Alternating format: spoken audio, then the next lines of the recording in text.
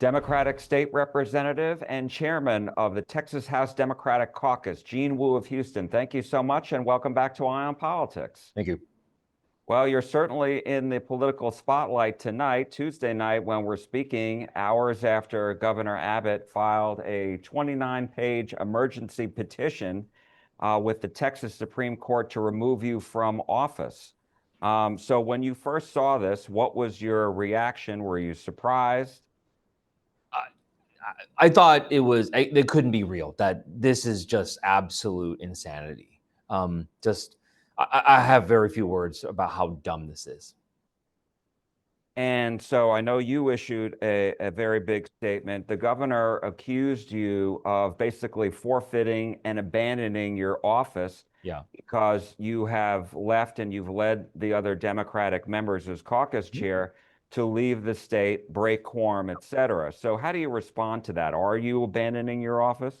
Well, it's not my office, and it's sure as hell not Governor Abbott's office. This office belongs to the people of the state of Texas.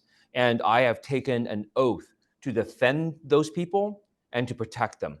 And when Governor Abbott conspires with a disgraced president to use unconstitutional, illegal racial gerrymandering to strip power away from communities who have spent decades building up their strength, building up their voice, building up their power, to have it stripped away by Donald Trump, that's not going to happen under my watch. We're here to deny this corrupt government their ability to destroy our communities.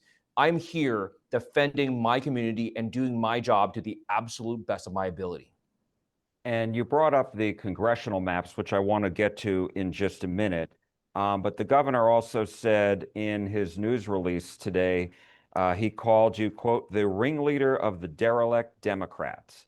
And he said in his petition with the Texas Supreme Court, quote, what is at stake here? Nothing less than the future of Texas.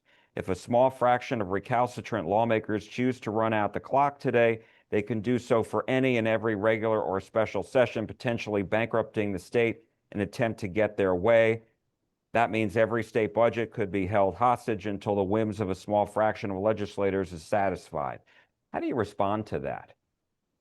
So one thing is, unlike Governor Abbott's motion that he just filed, which is illegal because this law is very clear on this matter, that only the attorney general or district attorney can file it, and it must be filed in district court. What he's doing is against the law. What we're doing is supported by the Constitution of this state, supported by the laws of the state, which explicitly allow for a quorum break, and is supported by the opinions of the courts of this state, saying that quorum breaking by the minority is a legal and legitimate political tool.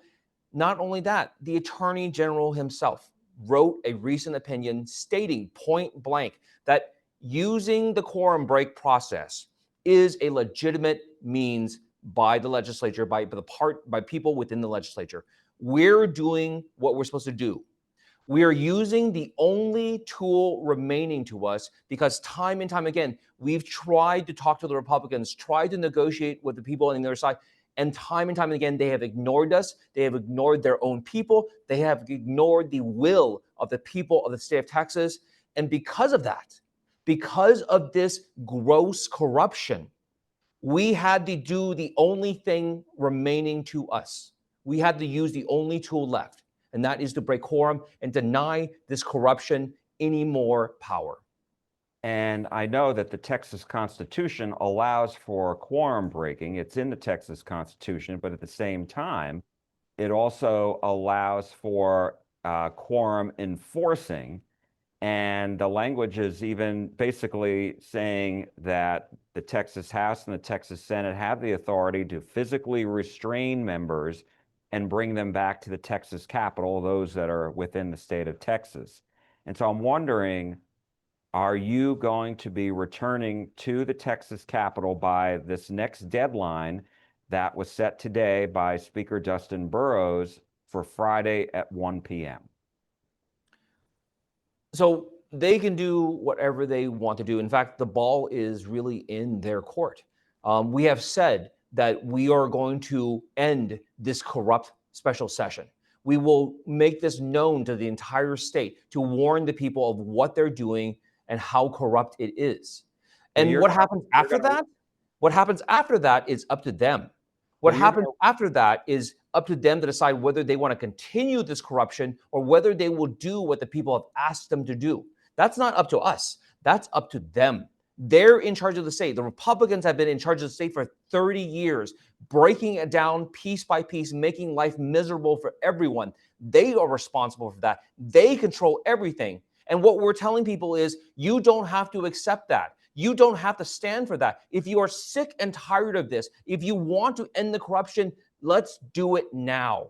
Let's have everyone stand up. If you believe in this country, if you believe in hard work and fair play, stand up and fight for it. and so if I hear you correctly, I just want to make sure I'm hearing you correctly. You are not going to be returning to Texas by 1 p.m. Friday to the Capitol to try to for the House session, right? I mean, you're staying out of state. You're going to run out the clock for the special session. Is that right? I think I'll say it the way that Barbara Gervin Hawkins, the chair of the Texas Legislative Black Caucus, said it best. Hell no. So you're staying put. And so is that for most of the Democratic members as well?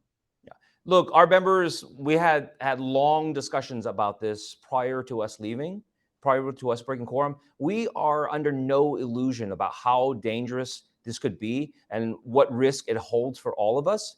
But we are all doing this because we love our state, because we value the people in it, and because we are tired of watching the corruption that has invaded our system. We are doing this to save the state. And why not go back and fight it out or negotiate with Republicans on these maps? Because there's no interest in negotiations. The Republicans can only do what Donald Trump tells them to do. They have no independent thinking, they have no independent will anymore. It's simply that by Donald Trump saying that he demands it, they must obey the king. There is no choice for them. There's no negotiation for them. There is no free will for them. They can do nothing. And so we will not stand by and be complicit in the destruction of our state. And, Democrats will do everything we can to fight back and to defend the last little bits of what makes America great. and so let me ask you, because now Attorney General Paxton has warned Democrats who don't return that he's going to be possibly doing the very same thing that Yep. the governor did today to try to Mhm. remove you. He'll do that to the other Democratic members. What have they said about that? I mean, first of all, I think it's really important to note that their first gut reaction was threats and violence. That they're saying that we will come get you, we'll destroy this, we'll destroy that, we'll come arrest you, we'll hold you in custody. People who are doing good things don't have to threaten others with intimidation and violence to get what they want. People who are doing good things don't have to do that because they're doing good things. You know what they're doing is wrong by their reaction.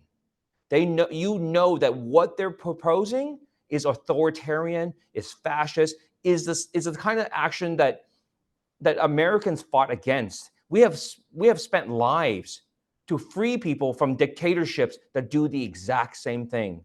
People know that this smells wrong and that it is wrong. So let's talk a little bit about the congressional maps, because Republicans, the way they drew them, want 5 more Republican seats. They've taken 2 from South Texas, 1 from your area in Houston, 1 from Austin, 1 from our area in North Texas. And so I know that there has already been a court case playing out in El Paso on the 2021 maps.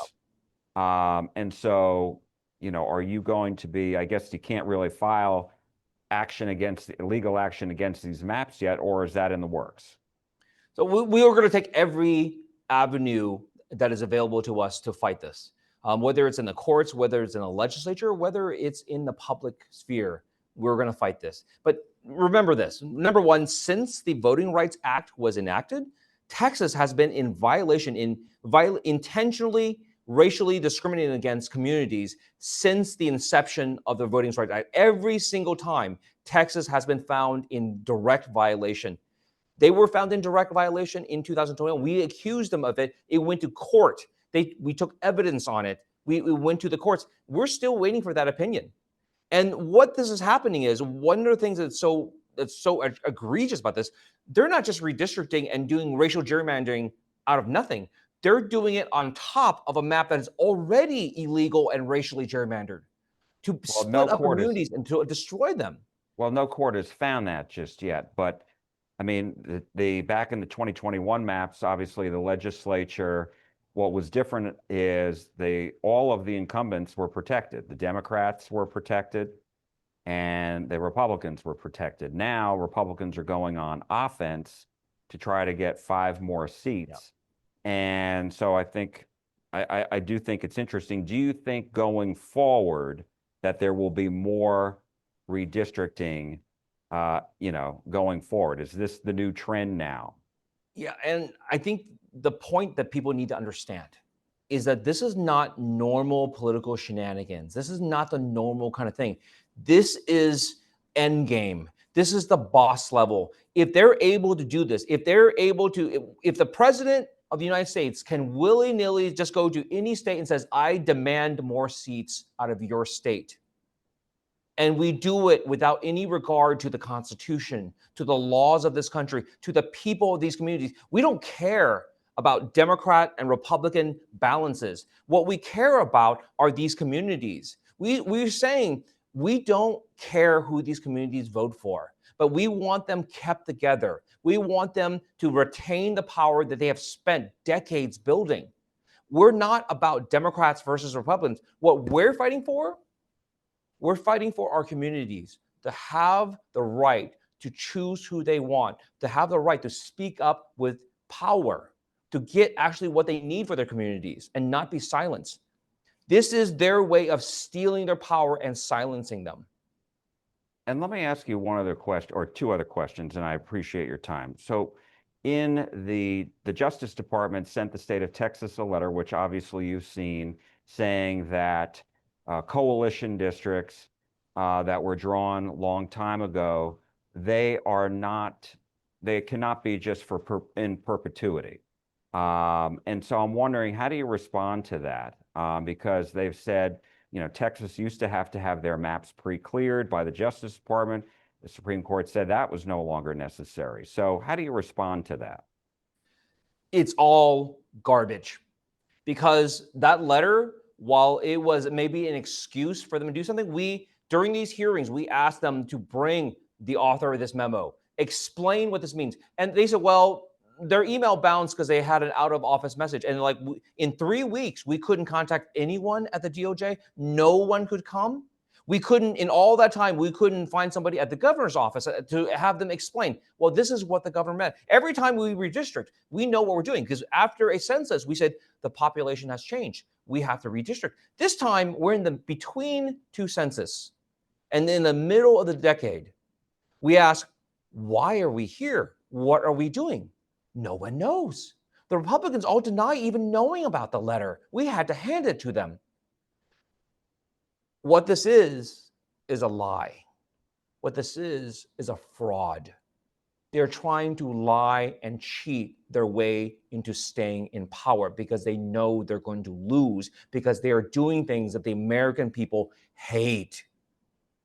And they are trying to lie, cheat, and steal your power.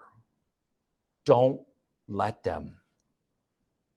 And my last question to you is, Republicans say, you went to Illinois, and in Illinois, they say, look, the Democrats do the same thing that they are accusing the Republicans of doing. They've got strange-looking gerrymandered districts in Illinois. The Democrats have even more gerrymandered districts than Texas has, they say.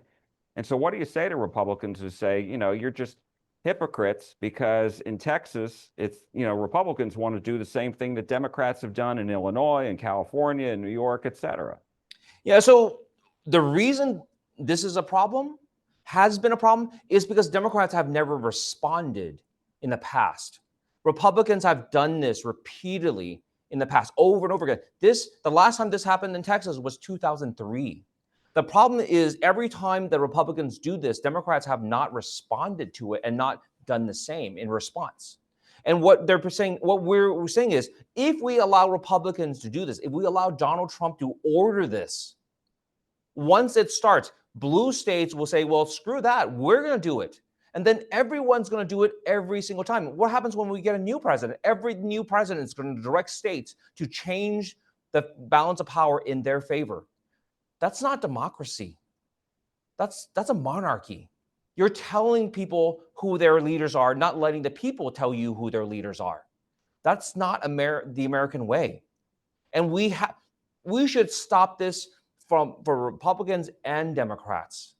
But as long as Republicans are unwilling to obey the law and listen to the people, Democrats don't really have a choice.